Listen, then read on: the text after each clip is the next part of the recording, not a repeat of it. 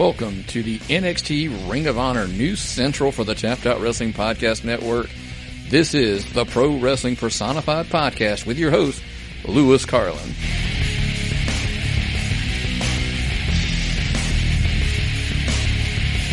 Hello, everybody. It's Lewis here, Lewis Carlin from the Pro Wrestling Personified Podcast, and we are part of the Tapped Out Wrestling Podcast Network, and this is the Ring of Honor NXT edition of the Pro Wrestling Personified Podcast, and I just love being here, as I have stated many times, each and every week, and going over all the action of Ring of Honor and NXT, and I just want to say a big thank you to everyone that's been tuning in each and every week. Our listeners are growing each and every week. We're getting more and more listeners with this podcast and the other Pro Wrestling Personified podcast, the Global Force Wrestling Edition. It's just I can't thank you guys enough for listening and all the new listeners and all the old and new listeners that are tuning in each and every week. Thank you so much. And on Twitter this week, I hit a milestone. I hit 1,500 followers on Twitter. That's at PWSOTH on Twitter. 1,500th follower, and number 1,500. And I promised I was going to give a shout out. Is at Coach Coy 78. So at Coach Coy, that's COACHCOY 78. Thank you so much for being follower number 1,500. And if you're listening out there, if you haven't followed Coach Coy 78, give him a follow, man, because he's number 1,500 of my account on Twitter at PWSOTH.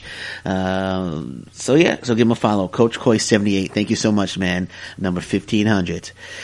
All right, so we had quite a bit of action this week in NXT and Ring of Honor, and I'm flying solo this week, going solo. I don't have any guest hosts with me this week, but that's okay. Once in a while, you got to do things on your own, you know. Yeah, you don't have anyone to, you don't have a guest host. Yeah, you gotta man up and do it on your own, and that's what I'm doing this week. I'm flying solo. Just me, Lewis Carlin, here on the Pro Wrestling Personified Podcast. But before I get started with the wrestling, there's a couple of things I want to talk about. Yesterday, first of all, we got a long weekend here in Canada, and I believe in the United States as well, on Labor Day weekend. I'm recording the podcast now. So, yesterday, my wife and daughter, we were thinking about what we're going to do. And we decided to go up. There's a little resort up here called Blue Mountain. It's a big ski resort, but of course you can't ski now because it's in the summer. So they have hiking trails that hike up the side of Blue Mountain. Now it's not Mount Everest or anything like that. It's not a huge mountain. It's maybe it's a small mountain or a maybe you call like a an oversized hill. But anyway, there was one of the trails she wanted to walk up. But she said it's not that difficult. We're just going to walk up the side of this Blue Mountain. And I'm not really in the best shape of my life, right? And I'm thinking we're going to walk up the side of a mountain. And first of all, I'm thinking, where's the appeal in that? Where's the appeal of walking up the side of a mountain? It's just a mountain, really, or just like I said, oversized hill, and you all you do is walking up it. You get to the top, and you got to walk back down. So I don't see where the appeal is. But they wanted to do it, you know, and I said, okay, let's go ahead. So we go for our little hike. We're at the bottom of the Blue Mountain at the trail, and we start walking up it.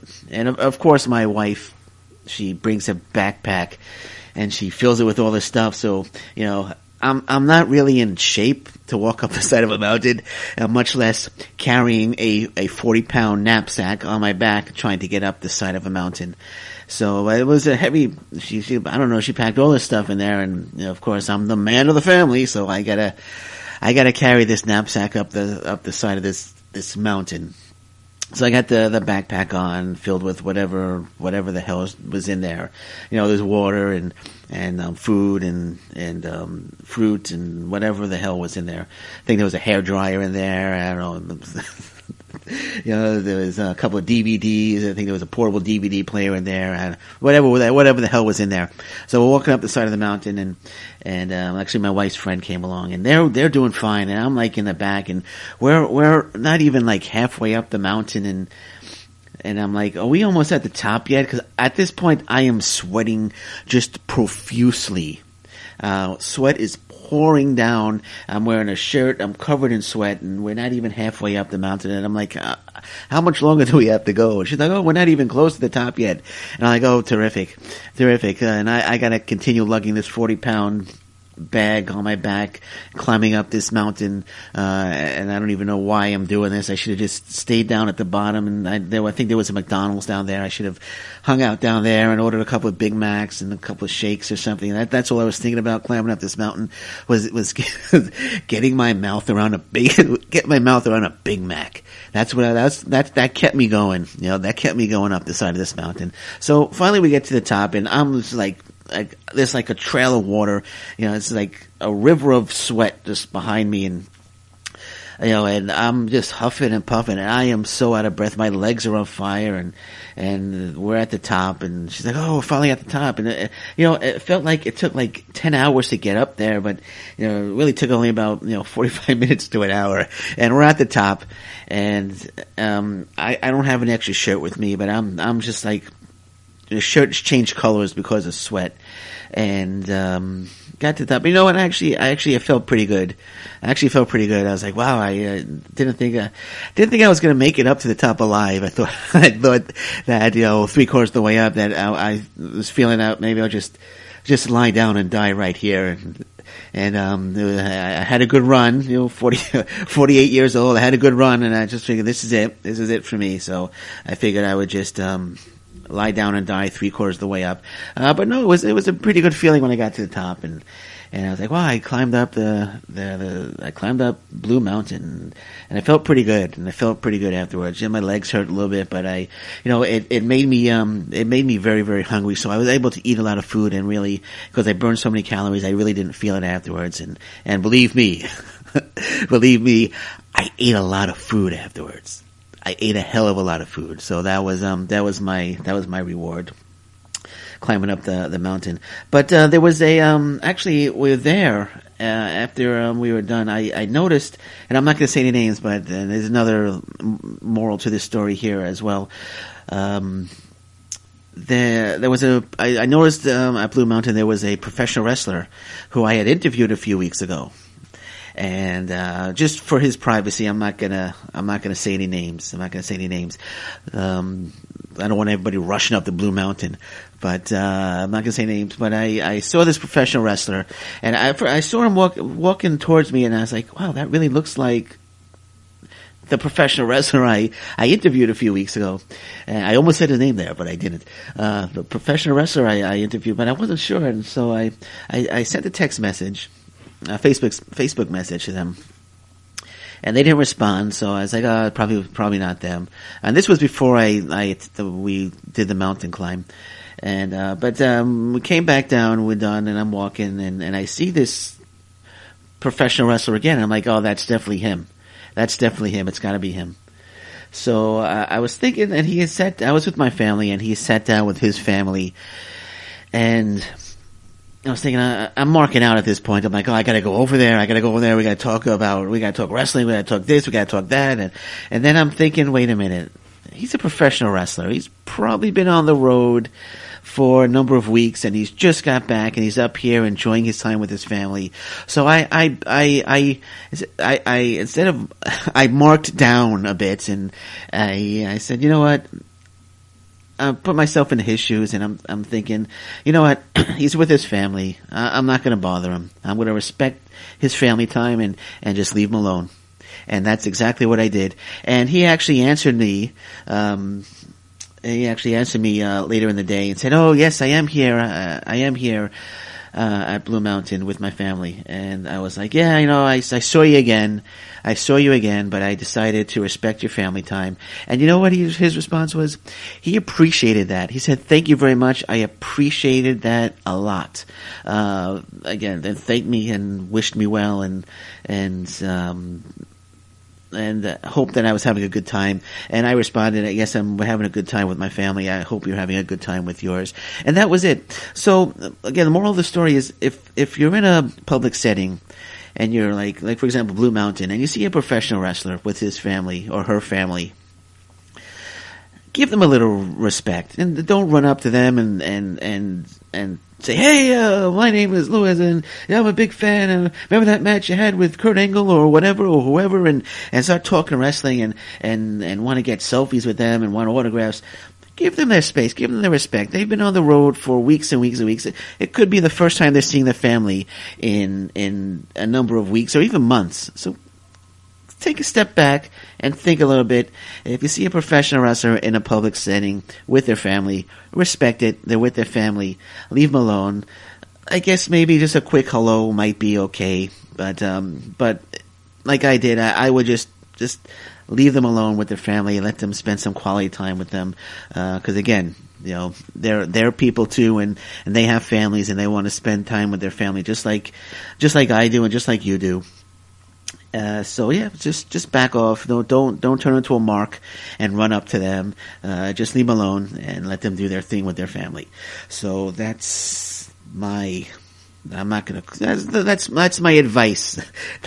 That's my advice from me to you for the day. So, all right. So we are rolling along. I think we've been talking a little too much and haven't really got into any of the NXT and Ring of Honor action for the week. But before I do, I might as well get the plugs out of the way, and then we can roll right into the wrestling. So as I said, we're the Tapped Out Wrestling Podcast Network. You can follow us on Twitter at Tapped Out Pod. Follow me on Twitter at PWSOTH. You can follow the podcast on Twitter as well at PW Personified, and we are on Facebook as well. You could like us on Facebook or join our groups as well. Website tappedOutWrestlingPodcast.com. If you don't have the Fight app, get the Fight app. It's great for professional wrestling and MMA action. And if you want incredible meals from scratch, it's the first time I'm plugging this. It's a fairly new plug here for the Tapped Out Wrestling Podcast Network. If you want to cook incredible meals from scratch, go to Blue Apron. That's blueapron.com. If you're not sure, you could go to tappedOutWrestlingPodcast.com. You could click on the link. I think you get $30 off with our links. So go to tappedOutWrestlingPodcast.com. You could actually go there. You can find apps. You can find links for the Fight app. For Blue Apron as well. So go ahead, check those out. And also Pro Wrestling Tees. You want a t-shirt, support a professional wrestler, Pro Wrestling Tees, ProWrestlingTees.com. Go there, get a t-shirt, support a wrestler. And I was talking to Myron also from the Tapped Out Wrestling Podcast Network, and he made a plug that I thought made a lot of sense. Get out. If there's an indie show in your area, independent wrestling, get out there, support independent wrestling, and support indie wrestlers. Very important. They need your support on their way up to the top. And Kayfabe Today, kayfabetoday.com, great website for terrific wrestling content. My guest host here that I've had on a few occasions, Luke Dorsch, and also Andrew Sparling, who co-hosts the Global Force Wrestling show as well. They write for Kayfabe Today. Great articles. They do great work. The entire staff at Kayfabe Today is terrific. I'm part of the staff. I write for them when I can because I'm so busy with the podcasts. But I do. I try to write Smash Wrestling reviews for them. And we just released our matches of the month. So the entire staff picked their top 5 matches of the month. So you can check that out as well. All right, so there you go. There you have it. The plugs. Wow, we're like almost 15 minutes in, and we haven't even started talking about wrestling. I kind of feel like this is a an old TNA show where there's a lot of talking going on, but we're not talking about what we should be talking about, just like the old TNA show where they had a lot of talking for like the first 45 minutes before they got into the wrestling. So here I'm talking about stuff. Well, it is wrestling related, so I guess that's not a very good comparison. But anyway. Let's get started, man. Let's get started. We're going to start with NXT. NXT this week. Again, back at the Full Sail University. And the show opened. Now, I was looking forward to this show because I was waiting. I was fully expecting, we're going to hear Adam Cole this week. Adam Cole and Bobby Fish and Kyle O'Reilly are going to be there. We're going to hear them speak and, we're going to hear about why they're doing what they're doing. But we didn't actually get that this week. They didn't really speak. Well, they did say a few words, but there's no promos or anything like I was expecting. But the show did open, with Sanity and a group of security guards laid out outside the Full Sail Arena or Full Sail University or whatever they're calling it. I guess they call it. I think just Full Sail University, or I guess the Full Sail Arena, same thing. Who cares really? Just just come on, shut up. I know you're all saying out there, shut up, Louis. Just get on with the podcast already. It doesn't matter if it's Full Sail Arena or Full Sail University. We understand what you're talking about, so just get on with it. So yeah, so we see them laid out. We see Sanity is laid out and security guards are laid out, and then we see in the distance 3 guys walking away. Obviously, it's Adam Cole with Kyle O'Reilly and Bobby Fish, and so. I don't know. You see them. So that was the opening. The 3 of them took all those guys out. And Percy Watson actually in the beginning, he's saying, "Oh, gee, I wonder that could have been Adam Cole," but Nigel McGuinness, former Ring of Honor announcer, said, "Well, no, they're innocent until proven guilty." So he's kind of defending Adam Cole and Bobby Fish and Kyle O'Reilly. And while Percy Watson, the NXT guy, is like, "Oh, it's got to be them," and the former Ring of Honor guy, Nigel McGuinness, is saying, "No, don't jump to conclusions. It's innocent until proven guilty." So another little hint there that this is going to be a Ring of Honor faction that they're putting together to battle NXT. So it was interesting. I was like, all right, that's cool. We saw they took out a few guys. But again, I was fully expecting a promo from them this week, but we didn't get that. But the show started with Drew McIntyre in the ring, cutting a promo, and just basically saying he's the champion now. Basically, he's going to take on all comers.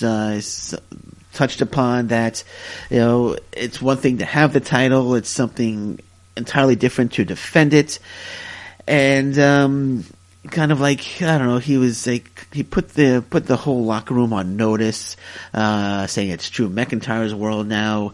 Basically, Drew said, if you want a shot at the world champion, all you have to do is walk in the ring, ask him to fight like a man. And the most unoriginal promo that I've ever heard in my life. How many times has a champion won a title and he says, if you want some, all you have to do is ask? Or if it's one thing winning the title, it's another thing to defend it. We've heard it all before, so it really wasn't an original promo. We've heard this promo many, many, many times from wrestlers who have just won the title. Would have been nice to hear something a little more original, but that's not what we got here. So that's fine. It wasn't horrible. The crowd chanting, that he deserved it, and so he does that. So of course, Roderick Strong comes out. Well, of course, when he says, if you want a shot at the champion, all you have to do is ask. And that's the cue for a wrestler to come out and say he wants a shot, and in this case it was Roderick Strong. Roderick Strong came out, said he wants a shot at the title, he cares about his family, himself, and the NXT championship. So he wants the NXT championship. So he actually mentioned that he was taking on Bobby Roode later on the show, and he's going to defeat Bobby Roode, and when he's done, he's going to want a shot at the NXT title. And he said that if Drew McIntyre wants someone to stand up to him, that he will be the one to stand up to Drew McIntyre, and he wants a shot at the title. So Drew McIntyre, of course, says, if you wanna, approach me like a man, if you wanna face me like a man, be ready to get knocked out like a man. Okay, so there you go. So there's the seeds are planted right there for Roderick Strong to take on Drew McIntyre for the NXT title. And so the main event was Bobby Roode against Roderick Strong, which is a terrific main event, and it wasn't advertised at all last week. And I'm sure I wasn't on their Twitter every moment of every day this week, so I don't know if they advertised it on Twitter. I'm sure they must have, but that would have been a pretty good match to advertise last week, to let people know that it's a pretty big main event, actually, especially with what's been going on with Bobby Roode and Roderick Strong. They should have been advertising the crap out of this match. But they didn't announce it last week, and I remember Luke was on last week, and I remember Luke saying that they didn't advertise any of the matches for next week, and I was like, yeah, you're right. We were a little confused about that because they normally advertise at least one main event match, or at least the main event, but there was no mention of this match last week, which was a little odd, but because again, it's a huge match. And it lived up to my expectations. The main event, Strong against Bobby Roode, and we'll go right into that one now. It was a terrific main event, solid match, tremendous match, great back and forth action as expected. What can you say? You put Bobby Roode and Roderick Strong. They had great matches before, and this one was just tremendous. It was, I knew Roderick Strong was going to win because you have Bobby Roode, who's now on SmackDown, and it doesn't make sense for Roderick Strong to lose because he's next in line for Drew McIntyre because of especially after the opening promos. So it made excuse me. It would make a lot of sense for Roderick Strong to win, and I was correct, as probably was 98% of the NXT viewers who probably also said, "Oh, Roderick Strong's going to win this match." So Roderick Strong did win; he won the match, and so he's next in line for Drew McIntyre. It's must. I'm sorry, man. And when I get going, that's why I miss Luke. I wish Luke was here, or another guest host. Because usually when I have a guest host, I only have to do half of the talking.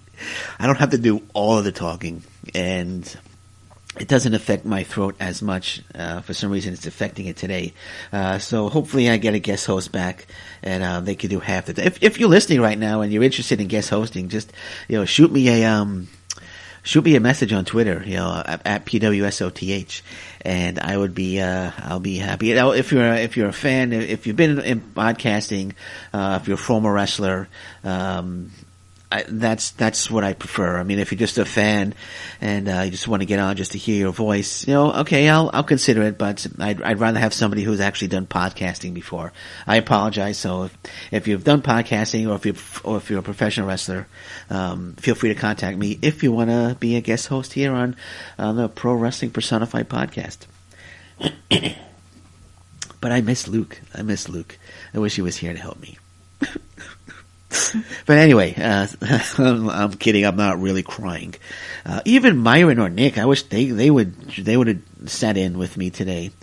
Myron and Nick, they're both hosts of other shows on the Tapped Out Wrestling Podcast Network, and they do a great job. And it'd be nice to have one of them here with me today. Let them do half the talking, for goodness sake. I mean, what are they doing now? It's early now. They're probably sleeping or something. Or Myron. I know I'm getting way off topic here, but I don't know if anyone's out there has seen Myron's ninja pictures, but he's got some pretty cool ninja pictures, so he's probably creating more ninja magic right now. But anyway, back to the matches. Back to NXT. Roderick Strong, like I said, he won a tremendous match. And he becomes the number one contender to Drew McIntyre. So after the match, Drew McIntyre comes out holds up the title, and he gets blindsided by Adam Cole, Bobby Fish, and Kyle O'Reilly. They proceed to beat him down. Roderick Strong doesn't come out and help, but they proceed to beat Drew McIntyre down. Security comes out. They take out security. They jump off. They start backing away. Here comes Steven Regal, the commissioner of NXT, and he sees what's going on, and he gives chase. And Cole, O'Reilly, and Fish take off running from Steve Regal. And they go outside, and Steve Regal chases them up the block, and they're backing away, and they're running away from Steven Regal. William Regal is his name actually now, not Steven Regal. So it's William Regal. So I'm thinking about WCW, sorry. But yeah, so William Regal gives chase up there. And this was a little odd because, here they are, three guys, they're taking out Sanity, they take out all these security guards, they're taking out Drew McIntyre, they take out more security guards, but they're running away from 50-year-old William Regal. Three guys who just took out all these security guards. Sanity, Drew McIntyre, for some reason feel that they just don't have it in them to take out a 50-year-old William Regal. So they back away, run away, while William Regal gives chase. I don't know, maybe the cameraman was there. Maybe the cameraman might jump in, and it would be an unfair 2-on-3 advantage for William Regal and the cameraman. So maybe that's why they were backing away. But it just it'd been better. They didn't have to attack him, but they could have just gotten his face, and more security could have came out and escorted them out of the building. But yeah, so I thought that was a little strange. William Regal, chasing off the three of them, and they looked like they wanted no part of 50-year-old William Regal. They ran to their car and took off. But yeah, no, it's solid little segment there with the attack on Drew McIntyre. I guess that's going to be their thing now, is they're just going to interrupt matches, or they're going to take out NXT wrestlers. And as I said earlier, Roderick Strong didn't go out to help Drew McIntyre. Strong, of course, another former Ring of Honor wrestler, and with Nigel McGuinness kind of defending them in the beginning, and Roderick Strong not coming to Drew McIntyre's aid, you're thinking, okay, well, what side is Roderick Strong on? And I pointed this out a few weeks ago, that they're probably going to go with this angle. So they're probably going to work that angle in. What side is Roderick Strong on? And we'll see. I think there are more Ring of Honor wrestlers coming in. Donovan Dijak, Leo Rush, possibly War Machine. So things could get hot and heavy in NXT in the next coming weeks. So we'll see what's going on. We'll keep our eyes on this one, folks. We'll keep our eyes on this one. But we had two other matches this week. Heavy Machinery was back this week. Stakes and weights, baby. That's their catchphrase, if you didn't know. So Tucker Knight and Otis Dozovic were back, and it was a squash match. I don't really know the names of the wrestlers that they went against. It was just a quick squash match. They did their compactor move. Nothing special here, except we haven't seen Heavy Machinery on TV in a while. Let's get them back on TV now. And I wonder if they are going to be next in line for Sanity and the Ring of Honor titles, because I thought Fish and O'Reilly were going to get the title shots next, but I don't know what's going on with that. So I guess maybe Heavy Machinery will be the next ones in line for a title. I don't know what they're doing with that. So and again, that remains to be seen. Though nothing special, just a very just a simple squash match. Heavy Machinery could be annoying to watch sometimes. I'm not the biggest fans. And I mentioned this a few weeks ago. They kind of won me over a little bit with their match against the Authors of Pain. And I gave them my apology. But sometimes they are annoying to watch, and there's nothing really special there. The only other match was Peyton Royce taking on Ruby Riott. As we know, I think it was 2 or 3 weeks ago, Ruby Riott took on Billie Kay, who was the second half or the other half of the iconic duo with Peyton Royce and Ruby Riott won that match against Billie Kay. There was nothing special about that match, but this match, Peyton Royce and Ruby Riott, was a lot better than Ruby Riott against Billie Kay. It was a good, solid match, good action between the two. I like Peyton Royce. I think Peyton Royce is a better worker than Billie Kay. I would say that she's the star of the iconic duo. But with the iconic duo is, they'll win a match here and there, but they seem to lose against like top stars. So I'm not sure really what they're trying to do with them. I wouldn't mind if they, maybe, move them up or maybe even split them, have an iconic duo feud.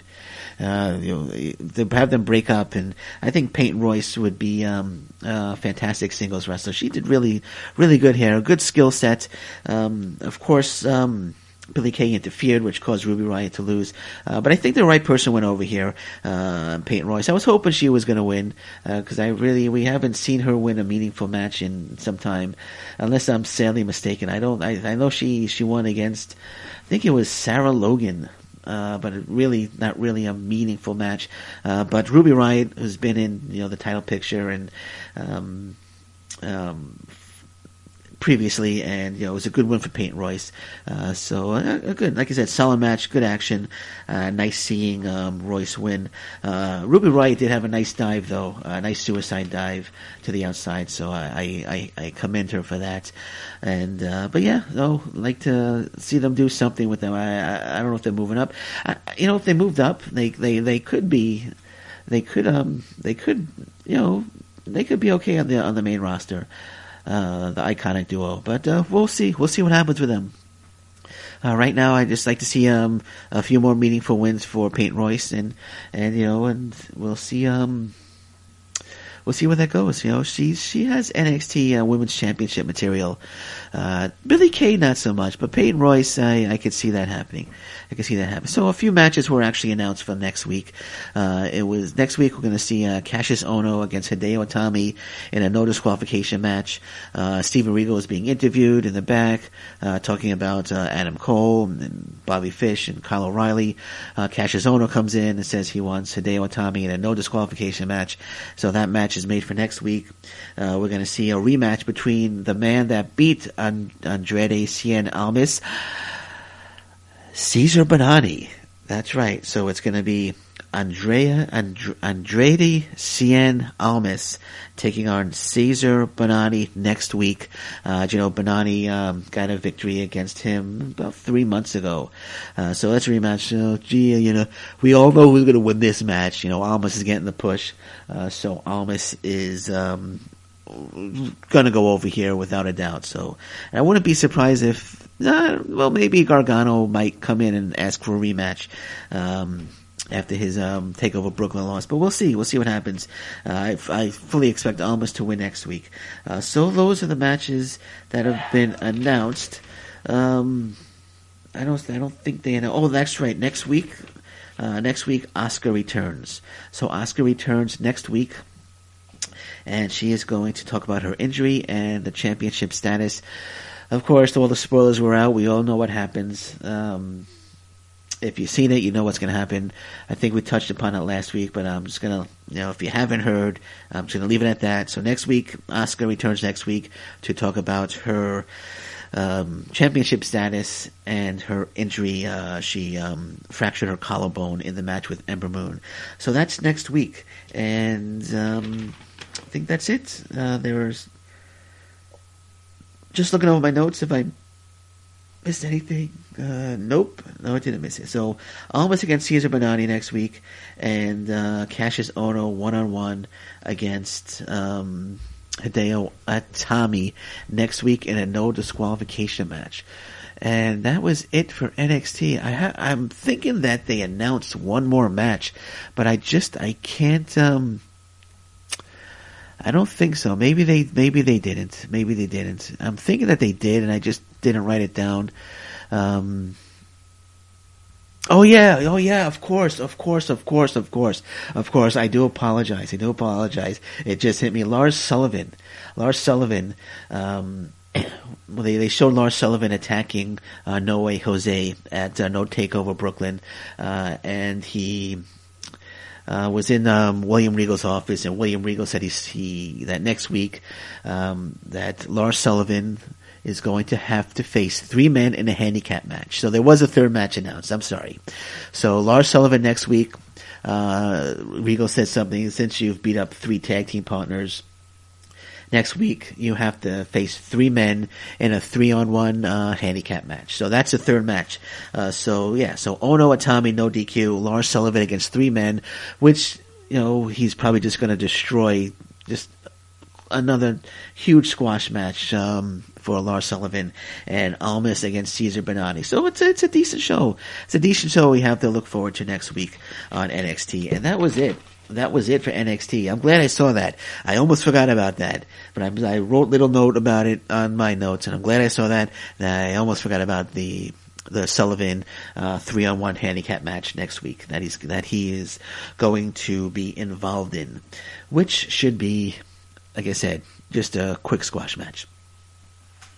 I remember when the 3-on-1 handicap match, when Andre the Giant, and please, I am in no way, shape, or form comparing Lars Sullivan to Andre the Giant, because there's no comparison there. Andre the Giant is an absolute legend. But I remember there used to be like 5-on-1 matches with Andre the Giant used to take on like 6 guys at one time, and I think they had one time with Andre the Giant against like 10, it could have been, I could be wrong, but I for some reason I'm thinking they had Andre the Giant against and I don't want to use the politically incorrect phrase or wording, but they used to be called something with an M, and I'm not going to say it, but they're little people. I'm going to call them little people.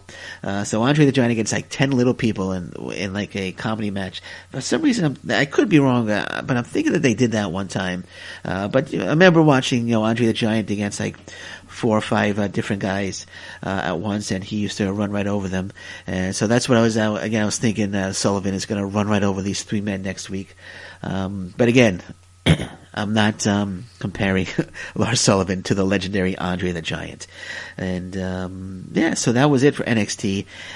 Maybe one day, Lars Sullivan, maybe one day we can compare you to Andre the Giant, but right now there's no comparison. So you have to prove yourself first, pal. And if you want to prove yourself to me, I'll meet you No, never mind. I won't meet you anytime, any place. You got to prove it. Anyway, forget about it. Forget it. I just put my foot in my mouth and I'm taking it out and I'm going on to Ring of Honor right now. So let's go right on to Ring of Honor right now. So Ring of Honor wrestling happened this week, and actually, it was a very, very good show, as usual for Ring of Honor wrestling. The opening, we saw Silas Young. There was a recap of the Silas Young, Beer City Bruiser, Jay Lethal feud, which is going on. And the first match just got right underway. It was Jay Lethal against Beer City Bruiser in a no disqualification match. And my God, they just brawled right from the beginning. It was a brutal match between the two. Weapons involved, duct tape, Jay Lethal duct taping Beer City Bruiser to the ropes and using actually he put Beer City Bruiser's keg on his leg, and he was hitting it with the chair, taking out his leg, slapped on a figure 4. So he was really trying to hurt the Beer City Bruiser after what the Bruiser and Silas Young did to him, to his ribs, and kept him out of action for a number of weeks. So again, brutal match, and it being a no disqualification match, there were security guards that were preventing Silas Young from coming down to interfere. So he showed up, though. He tried to get through, but he couldn't get through to interfere and help Beer City Bruiser, who was in trouble a lot during this match, because Jay Lethal was hell-bent on getting revenge. So Silas Young joins the announce team. He does some announcing. Then he tries to get down to the ring, but security is blocking him. And, I understand, Jay Lethal wants a one-on-one shot against the Beer City Bruiser, but it's a no disqualification match, right? It's a no disqualification match, so Silas Young should be allowed to come down to the ring, because it's no disqualification. Anything goes. You can't get disqualified. So they prevented Silas Young. I guess keep it 1-on-1, which was okay. I guess, when you think about it, I know it was no disqualification, but, trying to keep it 1-on-1. Jay Lethal wanted to keep it 1-on-1 with him, Beer City Bruiser. That was the message there. Again, Jay Lethal wins, very solid match. But after the match was over, I mentioned the beer keg. He put the beer keg, this was before the match was over, but after the match was over, he continued his attack on the Beer City Bruiser. And Silas Young, the match is over. Silas Young wants to come to the ring to help his friend, but security is still holding him back. But the match is over. So there's really no reason to hold, Silas Young back when the match is over, and who all he wants to do is come and help his friend, because the referee couldn't stop Jay Lethal's attack on the Beer City Bruiser. So I thought it was a little odd that security, even though the match is over, the no disqualification match is over, they're still holding Silas Young back from getting to the ring to helping his friend. And I felt bad. I'm a Beer City Bruiser fan. I like the Beer City Bruiser. If I was there, I would have jumped in. I would have helped the Beer City Bruiser. I would have gotten Jay Lethal off my man. And then I would have taken Beer City Bruiser to the back, would have got a couple of Coors Lights, would have toasted, and we would have drank a couple of ice cold Coors Lights with the Beer City Bruiser. But it's like, come on, let's get through. The match is over. Beer City Bruiser's in trouble. It's got to help the guy. The guy needs his help. I felt bad, man. I'm big Beer City Bruiser fan, and if you haven't heard my interview with the Beer City Bruiser, by the way, go to TappedOutWrestlingPodcast.com and look it up, because it's there. I interviewed him about a month and a half ago. Great guy. Again, big fan. I felt bad. I felt bad for my guy.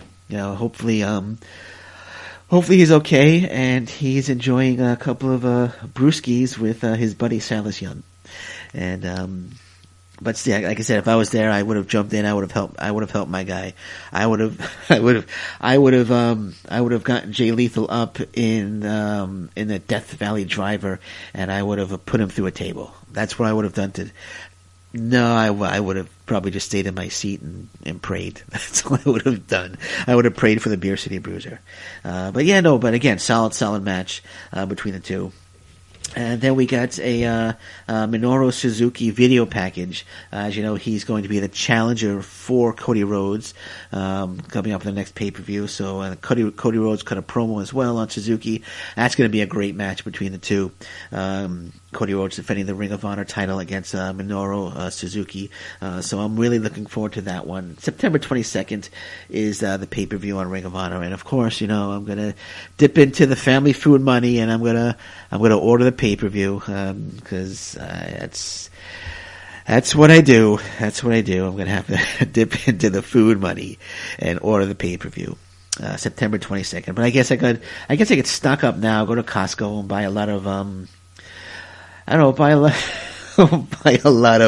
buy oversized package of Mr. Noodles, and maybe I'll get some, maybe I'll get like an oversized can of baked beans, and that'll be our dinner for a couple of days.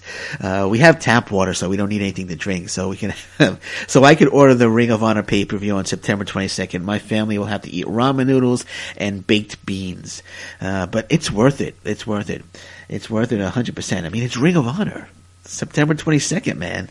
I gotta do that, man. I'm doing it. I've already let my wife know to expect ramen noodles and baked beans for the next 6 weeks. So then from there we had a recap of Christopher Daniels and Frankie Kazarian, their interference in the Young Bucks Motor City Machine Guns match, and then we had the first Caprice Coleman pulpit. He's unhappy about the setup. He ordered these special chairs, but it didn't show up, and they only had one microphone, which was pinned to his collar. One of those, not an actual microphone, just one of the little speaking microphones that when you do interviews, you pin to your collar. So there was only one. I thought that was funny. There was only one microphone Caprice Coleman had, and he had to pass that microphone around so Daniels and Kazarian could talk, and that was quite humorous. And Christopher Daniels basically said they were betrayed by the fans. They're going to find out what Ring of Honor fan wants, and they will destroy it. So it looks like there's going to be a little more match interfering in the future for Christopher Daniels and Frankie Kazarian. So, because they're going to ruin what the fans like about Ring of Honor wrestling. All right, so then match 2, Will Ferrara against newcomer. He was on Future Honor, Howie Timbershea. Howie Timbershea. It's the first time I actually got to see this guy wrestle, and he's actually pretty impressive. Timbershea actually has a good little skill set there, and he's very talented. Good young, has a good look, good skill sets, and it was a good match between the two. And of course, Will Ferrara, he prevailed, but I'm impressed by this Timbershea, and I'm looking forward to seeing more Howie Timbershea matches.